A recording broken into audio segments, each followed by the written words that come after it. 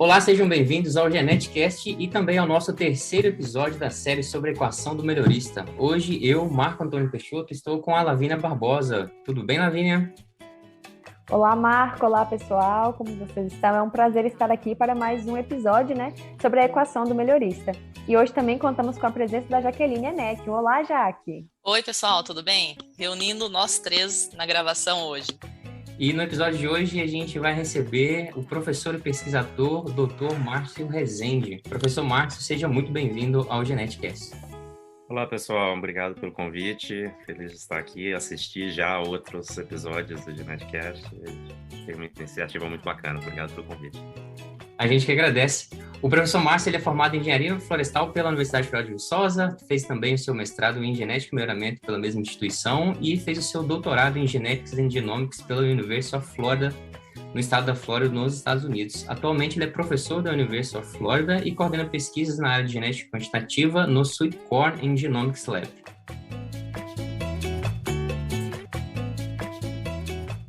Mais uma vez, seja bem-vindo, professor. Então vamos às nossas perguntas. Existe diferença no melhoramento realizado no Brasil quando comparado com o que é realizado aí na Flórida? De maneira geral, eu diria que não. Na verdade, eu olho para a minha carreira, durante o tempo que eu estava no Brasil, eu não passei muito tempo em laboratórios que tinham um programa aplicado de melhoramento. Eu trabalhei na graduação com o professor Arcelino em patologia florestal e depois no mestrado com o professor Cosme e com o professor Marcos Deon na genética quantitativa e na biometria. Mas eu tenho contato e tenho acompanhado o trabalho de muitos melhoristas no Brasil que, por sinal, tiveram um impacto muito importante na agricultura do Brasil. Os métodos, o melhoramento por si, eu diria que ele é igual. Existem algumas diferenças que eu acho que são importantes ressaltar, no entanto, é que acesso a novas tecnologias, de maneira geral, o acesso nos Estados Unidos ele tem um custo mais baixo de acesso, então os programas de melhoramento eles acabam tendo como explorar novas tecnologias talvez mais rápido antes que elas cheguem no Brasil. E no caso da Universidade da Flórida, em específico, não são todas as universidades dos Estados Unidos que são assim, mas a Universidade da Flórida tem um programa de incentivo que faz uma grande diferença, eu acho, comparado com o Brasil, que é como distribuir os royalties que são recebidos por lançamento de cultivar de variedades. Então, quando o melhorista tem um incentivo para lançar variedades, porque uma grande quantidade dos royalties, uma vez que a variedade é lançada e licenciada por uma empresa para a produção, uma grande quantidade dos royalties eles são reinvestidos no programa do próprio melhorista que criou aquela variedade. Uma parte desses royalties também vai diretamente para o salário pessoal do melhorista e de todos aqueles envolvidos no desenvolvimento da variedade. E uma pequena parte vai para a universidade. Até onde eu sei, o Brasil não tem esse sistema que permite esse incentivo de que as variedades, então, geram um retorno que são investidos no programa, porque o melhoramento é sempre um período longo, né? Então, isso permite um incentivo em de fato, lançar variedades. Acho que essa talvez seja a diferença principal. Márcio, tem uma história extremamente interessante que eu gosto de vez em quando contar isso para uma pessoa ou outra, que a gente tem uma disciplina aqui na Universidade Federal de Viçosa, né, falando um pouquinho sobre seleção genômica. Essa disciplina basicamente modelos estatísticos, né, aplicados à seleção genômica, lecionada pela professora Camila Azevedo, e ela inicia a disciplina contando um pouco sobre a evolução da seleção genômica em si. Ela fala do trabalho do Millicent, por exemplo, e ela cita que na Universidade Federal de Viçosa teve uma pessoa que defendeu ali a primeira dissertação. Ela coloca lá o nome da pessoa e o nome da dissertação. E nesse caso específico, ela cita a pessoa como Márcio Rezende. Então, assim, isso mais ou menos tem aí por volta de 10 anos. Então, você começou trabalhar com seleção genômica, quando a seleção genômica começou na Universidade Federal de Viçosa, por exemplo, e a gente tem aí, então, um tempo aí de 10 anos para avaliar alguma coisa, né?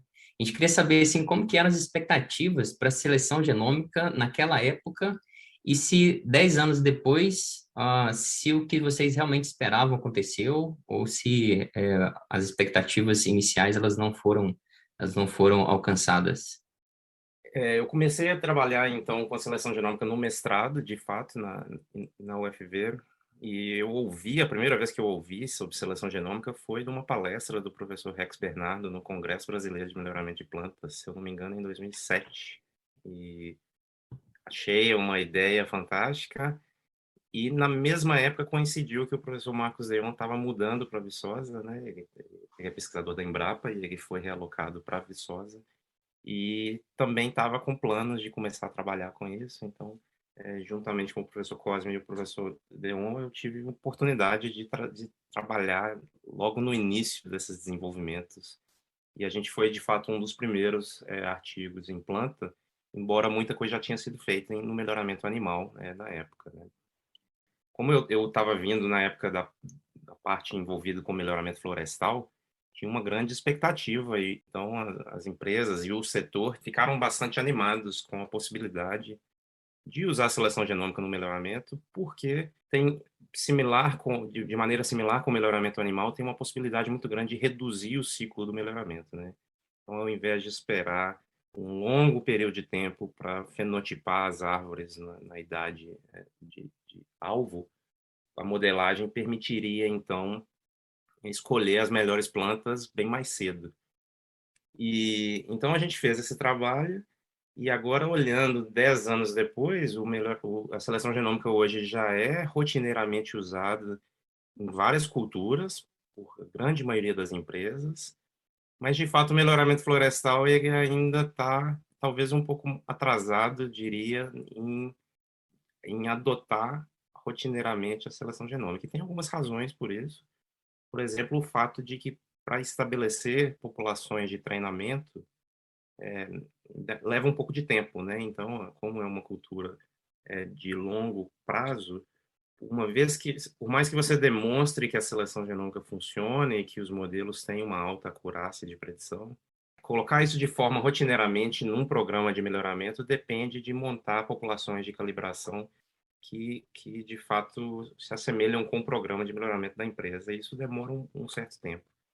Então, eu acho que a análise que eu faço 10 anos depois é que a seleção genômica, no melhoramento de plantas, de maneira geral, ela aconteceu e vai continuar acontecendo. Eu acho que isso é uma ferramenta, não é a solução de, de qualquer problema, mas é uma ferramenta que vai continuar sendo usada.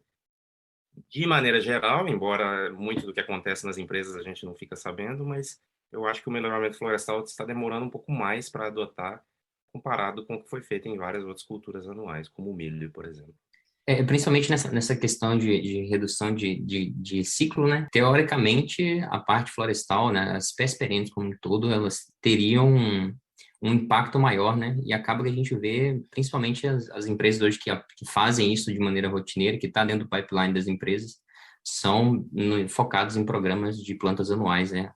Milho, soja e etc. Teoricamente, o impacto em floresta seria um pouco maior. Sim, eu acredito que, basicamente, os modelos nem precisam ser tão acurados para eles terem impactos no melhoramento florestal, exatamente pela redução de tempo.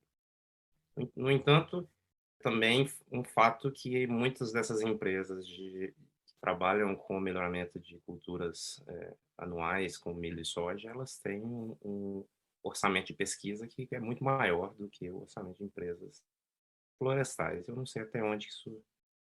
Nem sei se vale a pena colocar isso também na discussão, mas eu acho que isso é um ponto que justifica o fato deles não terem utilizado, não terem ainda adotado isso em larga escala.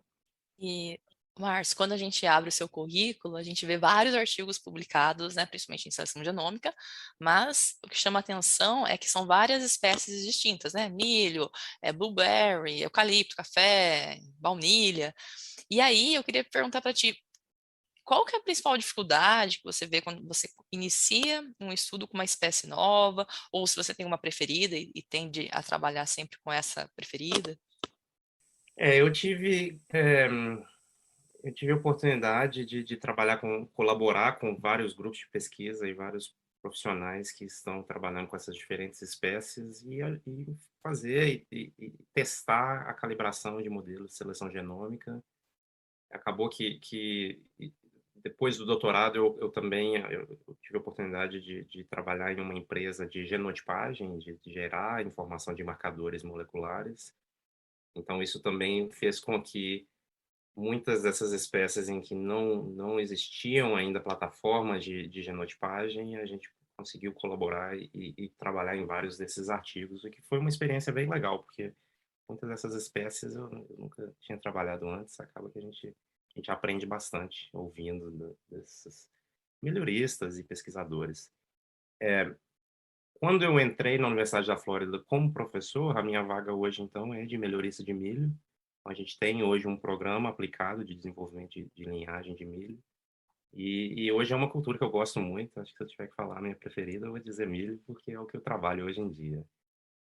Em termos de dificuldades, de estabelecer um programa de seleção genômica numa nova cultura, eu acho que vai depender muito da cultura. Querendo ou não, tem uma limitação para iniciar, que envolve recursos, né? A gente tem que montar as populações e genotipar e fenotipar uma quantidade grande de indivíduos para calibrar o modelo. Eu acho que uma segunda dificuldade específica, mais aplicada ao melhoramento e que não é muito discutida em artigos, é que uma vez que você estabeleceu um modelo de seleção genômica, mostrou que aquele modelo tem uma alta capacidade preditiva, então vai funcionar e tem um potencial naquela espécie ou naquela característica. Ainda tem uma série de processos e um componente de logística que ele é complicado para rotineiramente aplicar a seleção genômica num programa de melhoramento. Então, do ponto de vista de quanto tempo que você tem para receber seus dados genotípicos, como você vai armazenar um banco de dados e enfim, acho que é um aspecto menos científico e mais de processo, mas melhoramento é muito isso, né? Processo. Eu acho que esse é um ponto que a gente não lê isso muito nos artigos, mas uma vez que a gente pensa em como fazer isso rotineiramente num programa, é uma dificuldade. E como eu disse anteriormente, no caso de espécies perenes, eu acho que no caso de qualquer espécie, bastante consideração e bastante reflexão tem que ser colocada na hora de estabelecer a população de treinamento, que é a base do modelo, é como iniciar um programa de seleção genômica. Em algumas espécies isso é um pouco mais complicado, por questões ou da biologia da espécie ou de logística também. Professor, uma curiosidade pessoal minha é o fato de você ser engenheiro florestal e hoje você, igual você citou, né, que sua cultura preferida é o milho. Como que foi essa transição? As pessoas aceitaram isso, assim, a princípio, tipo, de uma boa forma, viram com bons olhos? Porque às vezes eu sofro muitos questionamentos quanto a isso, o fato de eu ter uma formação básica como engenheira florestal e estar, né, num mestrado e ter tido a possibilidade de almejar um doutorado também em genética e melhoramento, que às vezes volta um pouco para culturas agronômicas. Sim. Eu comecei, como eu disse, a minha carreira aproximando essa área mais de um ponto de vista de análise de dados, da genética quantitativa, e quando eu decidi que o que eu queria ser mesmo era um melhorista e estar envolvido no desenvolvimento de variedades, eu percebi que o melhoramento florestal não era onde eu seria o mais feliz, principalmente pela questão do longo ciclo de melhoramento. Então, o melhoramento de uma espécie anual, durante um período de uma carreira, você consegue ver mais o produto do reflexo do seu trabalho, e eu queria experimentar isso. Mas aconteceu de forma, acho que um pouco por eu estar trabalhando com seleção genômica em diferentes culturas, isso me permitiu ter um pouco de experiência em culturas que não eram florestais, né? Então eu fiz colaborações, me envolvi em artigos de milho e outras culturas anuais. Eu acho que isso facilitou um pouco quando chegou a hora de aplicar para essa vaga e de falar que era o que eu queria trabalhar. Pelo menos eu não recebi não vi nenhuma barreira e embora eu precisei demonstrar que tinha uma razão pela qual eu estava fazendo essa transição e eu tinha já uma certa experiência em outras culturas. Bem interessante. Vamos falar de atualidade, né? Nós vimos que vêm sido empregadas ferramentas avançadas, se pensarmos em um ponto de vista tecnológico.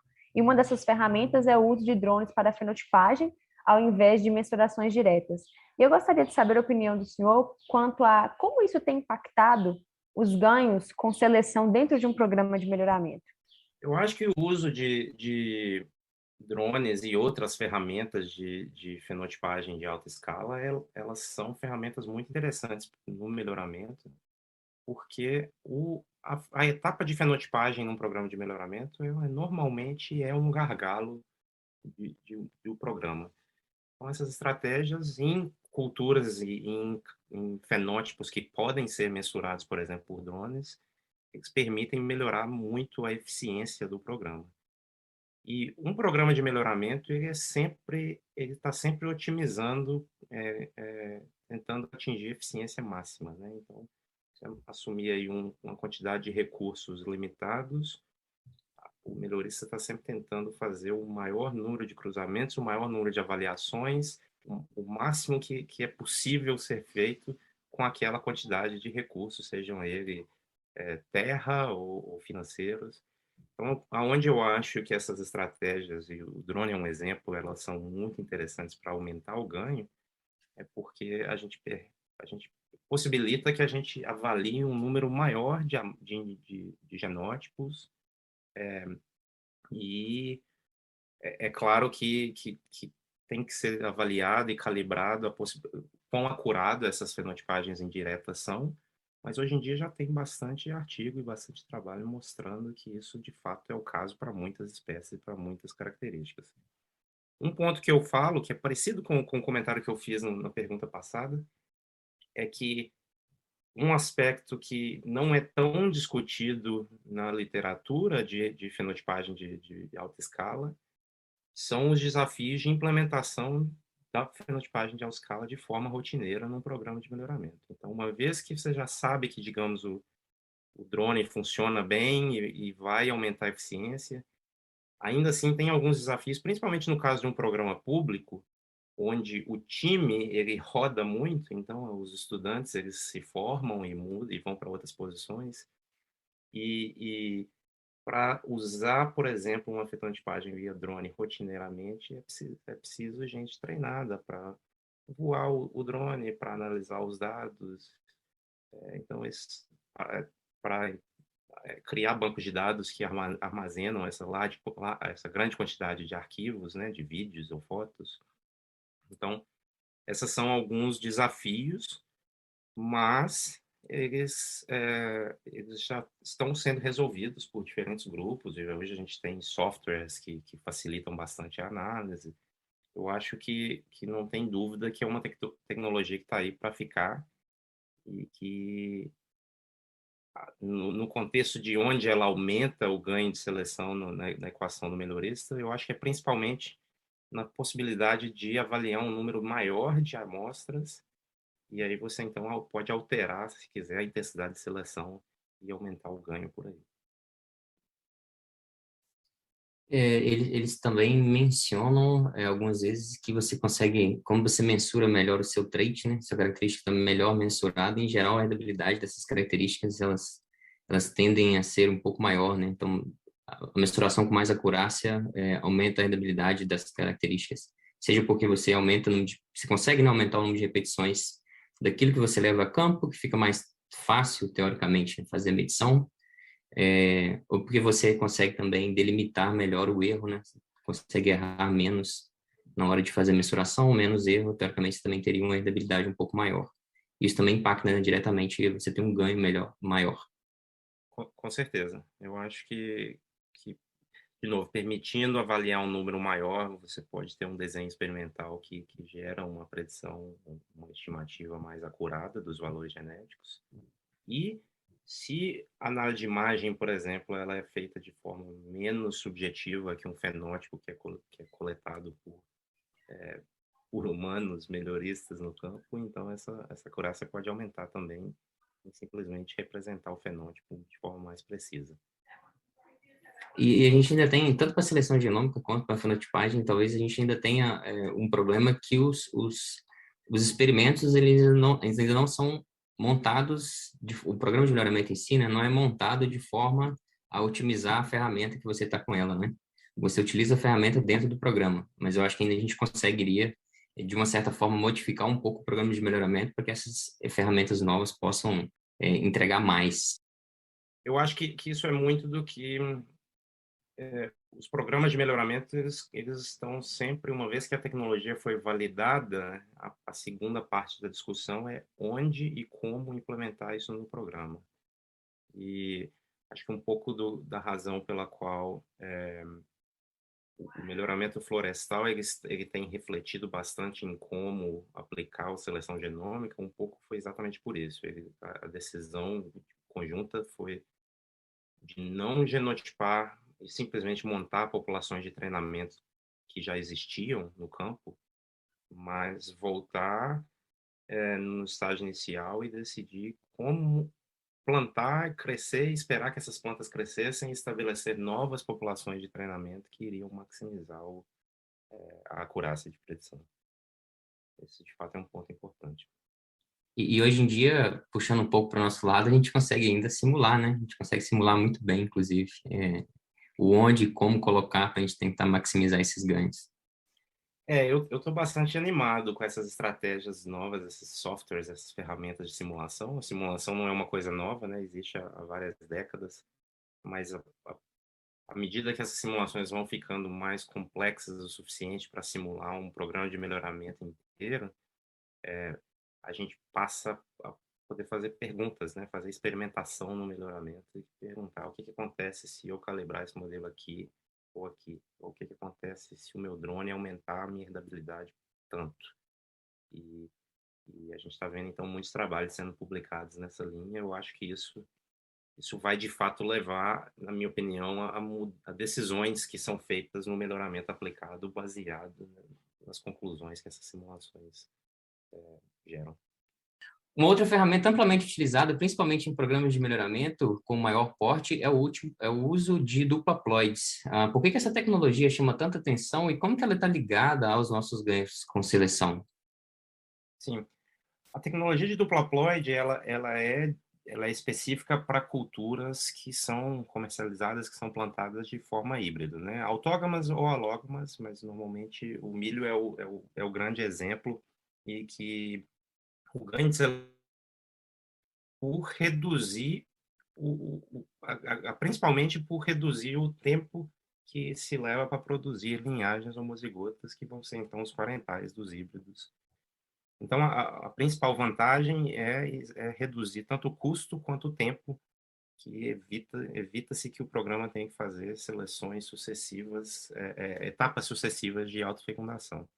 No nosso caso, o programa de milho doce, a gente não tem como usar hoje a gente não tem como hoje fazer o uso de dupla-ploide, porque a indução dos materiais haploides ela é identificada num programa de milho via um marcador na semente que o pescador então consegue identificar se a semente ela é haploide ou não.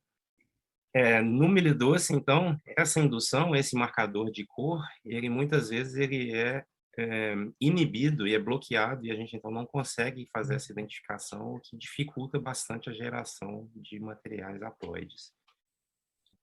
Então, muita pesquisa que a gente está fazendo agora é como a gente já sabe que a tecnologia ela funciona no milho, ela já foi demonstrada que no melhoramento de milho convencional ela reduziu bastante o tempo de desenvolvimento de uma nova linhagem.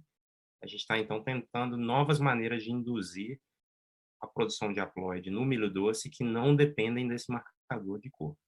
Eu acho que, de maneira geral, o grande ganho, então, na equação do melhorista é o tempo que se leva para criar esses materiais. E hoje em dia tem bastante trabalho combinando, então, produção de dupla haploide com seleção genômica, porque tem algumas vantagens também em termos de já selecionar as linhagens que vão ser utilizadas para combinações híbridas e definir os cruzamentos logo no início do ciclo. Não é uma tecnologia que pode ser usada em toda espécie, né? Então, ela é limitada para espécies que dependem de lançamento de variedades híbridas. E, Márcio, no primeiro episódio da série, né, nessa série agora que nós estamos preparando sobre a equação do melhorista, lá em dezembro, a gente conversou bastante com o professor Leonardo Berg sobre o modelo teórico da equação, né, e como que a genética quantitativa foi importante para aumentar a produtividade de várias culturas. Então, frente a essas novas tecnologias que a gente tem falado agora, temos em mãos, como que a genética quantitativa vai se comportar no futuro? Ela vai ser ainda uma grande atriz nos programas de melhoramento ou o pessoal tende a esquecê-la um pouco? Eu acredito que sim, eu acredito que hoje em dia é uma ótima época para se estudar a genética quantitativa e ela vai continuar tendo papel fundamental nos programas de melhoramento e talvez até mais do que tinham antigamente, exatamente por essas tecnologias agora existirem. Então, embora elas recebam nomes diferentes, a gente fala de fenômica, a gente fala de genômica, mas a base para usar essas tecnologias na seleção e no melhoramento, elas ainda se baseiam muito na genética quantitativa, né? E, e, e exatamente, por exemplo, o exemplo que a gente falou de fenômica, uma vez que agora a gente pode talvez montar desenhos experimentais melhores e mais precisos, a gente vai poder usar, de novo, modelos quantitativos e a genética quantitativa em cenários que talvez antes a gente não podia. E eu acho que o melhoramento, as características de interesse do melhoramento, elas são em grande parte quantitativas, e acho que a genética quantitativa e o melhoramento, elas nunca vão, na minha opinião, se desgarrarem. Acho que vai estar sempre andando um lado a lado.